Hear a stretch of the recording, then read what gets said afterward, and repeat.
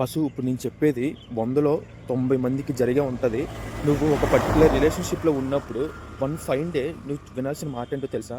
నాని ఇంక నాకు కాల్ గాని, మెసేజెస్ గాని ఇలాంటివి ఏమీ చేయొద్దు. రీజన్ ఏంటి నన్ను అడగొద్దు. నేను చెప్పలేను అంతే అది అని చెప్పి కాల్ ఎండ్ అయిపోద్ది. ఇంక నువ్వు ఉండబట్టలేక కాల్ గాని, మెసేజెస్ గాని చేసినా అవ్వదు మరుక్షణం నుంచి. ఎందుకంటే కాల్ బ్లాక్ లిస్ట్‌లోకి వెళ్ళిపోద్ది.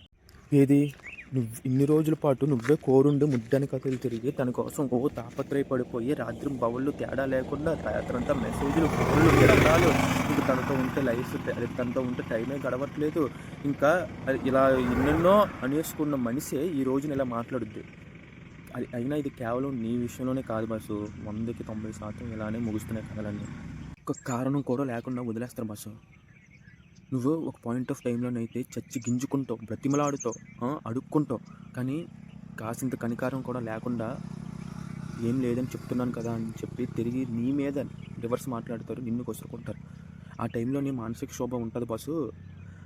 అది ఒక దరిద్రం అంతే. ఎవడికి చెప్పుకోలేక ఎవడికి చెప్పుకోలేక నీలో నువ్వు ఏడవలేక ఎవరిని గట్టిగా అడగలేక మింగలేక ఇంకా ఏడుస్తావు అంతే. లిటరల్లీ చెప్తున్నాను కదా. ఈ అవసరమా బాసు? అంటే ఏదో సామెత ఉంటుంది. కోరుండి ఏదో ఉంటుంది.